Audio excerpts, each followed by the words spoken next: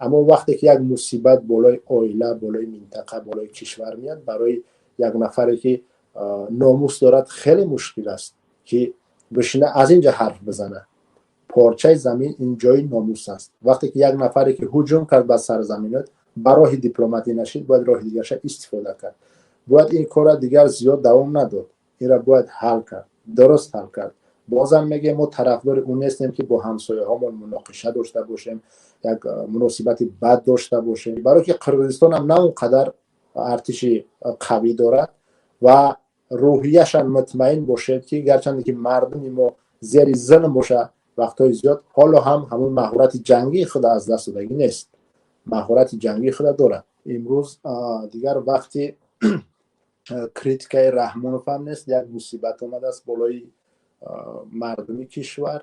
متاسفانه که این هم پیچیده به همسایه ما هست و وظیفه نفران سیاستمدار، حرکت های سیاسی این است که در چنین مسئله ها مردم راهنمایی کنن، موقع خودشون بیان کنن و نه تنها در اون زمان و حتی باید پیش از اون که کار دا اینجا میرسه اینها را نظر سنجی کنن، برای مردم برسونن اون کاری را که ما در گذشته زیاد کرده بودیم. شما میتونید ثبتای ما را پیدا کنید که ما در مسئله همین مناقشه های مرزی و خصوصا واروخ صحبت های زیاد داریم، خیلی صحبت های زیاد داریم. مسئله واروخ ما 15 سال است که اگر که ما زمان شوروی را حساب نکنیم، سالهای 89 یا که 90 اگر یک مناقشه خردی بود. بعد از اون ما جنگ شهروندی داشتیم. در زمان جنگ شهروندی گرچند که یک مصیبت است، این یک اشتباه بزرگ بود که ما جنگ برادرکشی داشتیم، اما بایوای دوخ میگن همین چیز در ما خیلی بلند بود، خیلی بلند بود و حتی شما مشاهده میکنید از نوارها میتونید ببینید که گنرال های روس میان نزد قماندان های دو طرف که همراهشون صحبت میکنن چگونه معامله میکنن، یعنی دست ها پیش بر با یا عزت و حرمت. من امروز در میدان امروزه تاجیکستان در میدان حربیش من نفری را نمیشناسم که چنین معامله با اون بکنن، نیست چنین نفر. خب از سال 2006 این جانب این کارها رخ زد، سر زد، یعنی احیا شدن. این مناقشه با همسایه کشوری ما، این هم سببش در این است که نفرهایی که میتونستن ارتش از قفای خود ببرن و چنین کارها را حل بکنن، اونها زندانی و کشته و ناپدید گشتن. این یک سیاست نادرستی رژیم بود. اگر که تا این سالها ما را همه وقت از طالب و القاعده و کدام قواهای بزرگ اگر که مردم ما را ترس میدادن، امروز ما را از مردم قرغیز ترس میدن. یعنی کار تا اینجا ما دست رسیده است. مردم ما را هشدار میدن که قرغیز برای ما هجوم میکنند. من جا نمیخوام که تحقیر کنم، اما اون چیزهایی را که دیدم و میدانم که در کدام حالت ما قرار داشتیم، در اون کشورها که سفر میکردیم، در اون منطقه ها که کار و فعالیت زندگی میکردیم، اون چیزها را میدونیم و امروز ببینید که کار تا کجا رسیده است. و سبب‌هاش هم البته معلوم است.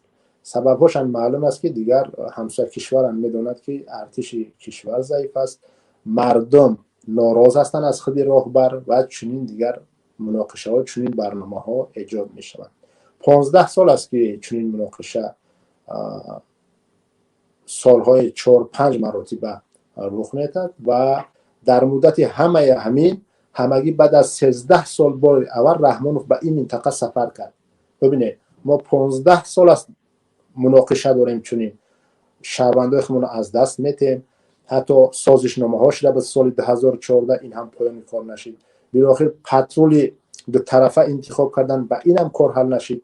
همه وقت هموطنای ما یعنی که در اونجا شهید میشدن و در برابر اینم نفرهایی که دفاع میکردن از اون مرز به جوابگری کشیده میشدن از طرف خود ما. خب در مناقشه 15 سالی که ما داریم، رحمانوف فقط بعد از 13 سال با منطقه سفر کردگی است و سفر اون هم با این نبود که برای مردم نشان بده که همون گونه که وصف میکنن اساسگذاری صلح و وحدت، نجات بخش، یک نفری که میتونه به قدم اومدش کار را حل بکنه، بلکه باز همون قالین پرتایی، گلپاشی، مدعی خانی، یعنی یک نفری بگیم که سپاه سالار میگن، همون گونه را ما نمیبینیم. باز همون یک رقص بازی و دیگر چیزها را دیدیم در سفرهایی که بعد از 13 سال به اون منطقه سفر کرد و با یوم چای کبود یا که یوم شیشه ودکا و کنیاک نشستن، این کارا حل نشید. ما اون زمان همراه مردم صحبت داشتیم و با مردم گفتیم که اینها پایان کار نیست، اینها پایان کار نیست، اینها نقطه هم نیستن، اینها یک ورگل هستن گذاشته شدن، باز ادامه میتد و شما دیدین که روز تا روز یعنی که وضعیت باز دارد بدتر می شود. حرکت های سیاسی یعنی که همین گونه هستن که باید که پیشگویی بکنن، یعنی اینها یک فالبی نیستن، نظر سنجی میکنن، ملاحظه میکنن و برای مردم پیشنهاد میکنن که چی باید کرد. ما برای مردم پیشنهاد کرده بودیم که برای ما تمام مقدسات خودمون را دفاع کردن باید اولا از زیر ظلم آزاد بشیم. تا وقتی ما از زیر ظلم آزاد نشیم ما نمیتونیم که خودمون را پرقوت بگردانیم و مقدسات خودمون را نگاه کنیم. این چیزا نمیتونیم. اینها را ما و شما مشاهده داریم.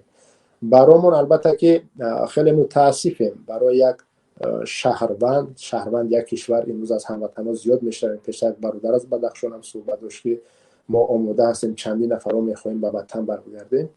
بله ما متاسفانه امروز تعداد زیادی هموطنان ما خصوصا قوای کاری جوان مردا از کشور بیرون هستند و خوشی و خرسندی که خیر باشه وقتی در عائله ما، در خاندان ما، در منطقه ما کدام جشن ها است، کدام دیگر عید و معرکه ها است، ما از اونها دور باشیم خیر باشد. اونها بدون ما هم گذشتنش گپی نه. اما وقتی که یک مصیبت بالای عائله، بالای منطقه، بالای کشور میاد، برای یک نفری که ناموس دارد خیلی مشکل است که بشینه از اینجا حرف بزنه. البته این آسان است نشستن در یک جای گرم و نفرهایی که امروز در میدان جنگ است اونها را یعنی که بها گذاری بکنی یا که اونها را بخوای چیزی نشان بدی. نفرهایی که اگر که در میدان جنگ وارد شده باشند، چون نفرها زیاد البته در جامعه ما، چون ما جنگ شهروندی داشتیم، میدونن که آسان نیست.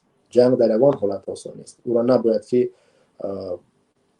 هوس او را خورد که جنگ باید باشه و خون دیگر سو نه.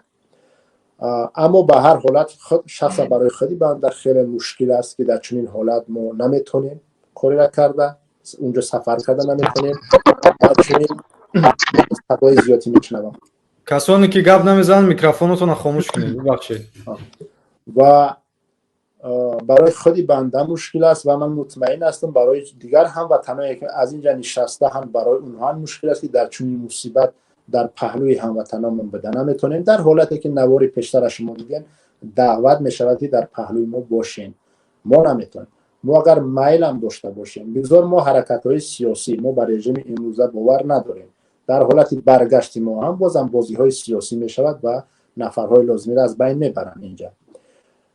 اما حتی نفرهایی که در کشورهای روسیه یا که سابق شوروی قرار دارن هموطنای ما یک جا سرجم بشن بخوان که برگردن به وطن، اینها را اجازه رفتن نمیدن. نه اینا حتی اینها را روسیه نمیگذارد. در اینجا روسیه حتما دخالت میکند. روسیه دخالت میکند حتما در اینجا. و ما و شما نمیتونیم. فقط یگانه کاری که امروز ما و شما میتونیم برای مردم، برای اون منطقه کاری را انجام بدیم این هست که با مردم صحبت داشته باشیم، در پرووکاسیون بزرگ دادن نشیم و ما در اینجا مردم هم آرام کردنی نیستیم. ما همه وقت گفته بودیم موقع حرکت سیاسی گروه 24 همین است. ما امروز هم جلسه داشتیم در این آیدین موضوع این است که در دوام 15 سال اگر که نتوانستن که با راه دیپلماتی این کار حل بشود، پس باید با راه دیگر این کار حتما حل بشود. حتما اینجا شاید نفرهای بگن که همسایه کشور ما دیگر چیزا حرف بزنن. پارچه زمین این جای ناموس است. وقتی که یک نفری که هجوم کرد بر سرزمینت برای دیپلماتی نشید باید راه دیگرش استفاده کرد. باید این کار دیگر زیاد دوام نداد. این را باید حل کرد. درست حل کرد. بازم میگه ما طرفدار اون نیستیم که با همسایه هامون مناقشه داشته باشیم، یک مناسبت بد داشته باشیم. پیش از اون که با افریقا و امریکا و اروپا و کجای دیگر ما پیش از همه باید با همسایه هامون خوب باشیم. اما وقتی که همسایه درک نمیکند پس باید یک راهی را انتخاب کرد که در اونجا ویرگل نه بلکه نقطه گذاشت و نقطه یک خوبی هم باشد. نقطه خوبی هم باشد که انشالله که البته ما طرفدار اونیم که با منفیت خودی ما باشد. در مسئله زمین ها ما پیشتر همه یک 3 دولت بود. خب میدونیم پیش از انقلاب بزرگ بگذار وقتی که شوروی آمد ما را به ملت ها جدا کرد و صاحبی دولت ها کرد، اگر که ما بعد از پاش خوردن شوروی به همون حالت پیشتر برنگشتیم، پس بگذار چیزی را نرسیم. اگر که نمیخواهیم بر بگردیم به اون حالتی پیشتر، اون دولت هایی که پیشتر بودن، امارات هایی که پیشتر بودن، به اون نمیخواهیم بر بگردیم، پس بگذاریمش همون گونه که شوروی برای ما تقسیمش کرده بود، همین گونه باید باشه.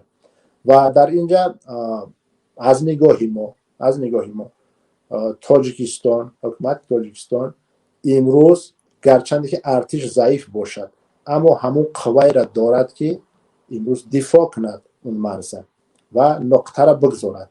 برای چی؟ برای که قرقیزستان هم نه اونقدر ارتش قوی دارد و روحیش مطمئن باشد که گرچند که مردم ما زیر ظلم باشه وقتهای زیاد، حالا هم همون مهارت جنگی خود از دست دادگی نیست، مهارت جنگی خود دارد. مردم ما در اینجا آماده هست اگر که ارتش نمیتوند. من چیز دیگر در اینجا میخوام مثال بیارم. زیاد وقتا ما از هموطنان میشنویم، حتی در داخل گروه ما نظرها گوناگون هستند در مسئله ارتش. نفرهایی هستند که میگن که در ارتش امروزه خدمت کردن، این خدمت برای وطن است، این برای رژیم امروزه که به یک اویله هست. شخصا خودی بنده ما برای شما چندی نفرها گفته بودم که اگر که شما ارتش قبول ندارین، پس باغچه بچگانه فرزندتون رو روانه کنین، مکتب میانه روانه کنین، اونجاش هم بایکوت کنین اگر که ارتش بایکوت میکنین، چون در باغچه بچگانه فرزندای ما از خوردشون سجده کردن نزد یک ظالم، اونها را میآموزن که چگونه بکنن. مکتب میانه‌ش هم همین است، مکتب‌های عالیش هم همین است. پس اینها را بایکوت کن. اگر اینها را بایکوت نمیکنین، پس باید ما و شما بریم در ارتش خدمت بکنیم. به خاطری که وقتی که آمد چنین مصیبت یا که چنین مسئله ها که در بین آمد، وقتی که ما امروز میگیم که من آماده هستم میدان جنگ بدرم، پس باید با یراق اسلحه شناس باشیم. نمیشود که امروز حاضر ما 1000 نفر جوان جمع کنیم، چند نفرش ما خدمت حربی کرده، از 1000 نفر 2 نفر باشه، ما 998 نفر دیگر لقمه تیار بون میکنیم. پس نه، این چیزها را باید که به نظر گرفت. همین از سببش که ما همه وقت میگیم که این رحمانوف با رژیمش میرود، اما ما و شما میمونیم. ما وقتی که باغچه بچگانه، مکتب عالی، دانشگاه ها و ارتش هم باید وقتی که استفاده میکنیم، این برای آینده ما باشه. چیونه که از مکتب علم میگیریم در آینده استفادهش میبریم، ارتش هم یک مکتب است. باید ما در اونجا باشیم، با یراق اسلحه شناس باشیم و که در چنین مسئله ها بتونیم کار کرده. وگرنه این شکست است. 1000 10,000 نفر روان میکنی، مهارت نداشته باشن، چگونه میکنن؟ من تقریبا 9 سال عمر من در ارتش صرف کردگی هستم، اونم باشه در سپیس ناس. ایتا زمانه پیش میره و یراق های نو میبروین، کمبودی ها را حس میکنم. نفری که ارتش نرفته است چگونه که میتونم میگم من برم در واردی میدان جنگ بشم؟ این چیزی آسان است. و همین خاطر متاسفانه امروز نفرهایی که میگیم با وطن بر بگردیم یا که حرکت‌های سیاسی شما حرف میزنین شما نمیرین وارد وطن شین، دیگر چیزا، اینها غیر امکان است. وظیفه‌ای که امروز ما و شما میتونیم بکنیم، مدیا را خاموش کردن. تلویزیون های تاجیکستان همون رقص بازی و دیگر گپ‌ها از این مسئله ها حرفی نمیزنن. ما امروز باید برای مردم پیدا کنیم، نوارها، رسم‌ها مهم دروغ نباشن و مردم برسونیم، اطلاعات کار بکنیم، در جای لازم مردم بیرنا را راهنمایی کنیم، نفرهایی که به ما اعتماد دارن و چنین صحبت ها چیزا باشه. در حالتی که اگر ارتش که خدای نکنه اگر که کار از این بلندتر رفته، ارتش که قوتش نرسید، بعضا حالت میشه که با همسایه مناقشه شدن، اگر که ارتش قوتش نرسید در اونجا وضعیت بدتر شد، دیگر مردم ملکیان میتونن که وارد این کنفرانتاسیون بشون. در اون حالت اگر کار تا اونجا رسید، من مطمئن هستم که خود حکومت دروازه را باز میکنه، راهها پیدا میکنه، مردم را دعوت میکنه تا که کمک کنن. در آخر من همدردی خودم بیان میکنم به شهیدای اون نفر منطقه‌ای که در اونجا امروز جان باختن، همدردی خودم بیان میکنم به عائله و عزیزان و نزدیکای اونها و همچنین مینداری بیان میکنیم به نفرانی که در اون منطقه این شب و روزها دارن برای پارچه زمین ما و شما مقاومت میکنن. و همچنین نفرهایی که مثال خصوصا برای این رژیم در هر منطقه‌ای که فرزنداتون روان میکنین رکلام میکنین که گنرال هست دیگر هست فلان چیزها هست کدام مهارت‌های جنگی دارن در کدام مکتب‌ها آموختن دیگر چیزها امروز فرزنداتون روان کنین اگر حداقل به اون منطقه نمیتونین در عقبگاه روان کنین که حداقل در عقبگاه در همون شتاب‌ها قرار بگیرن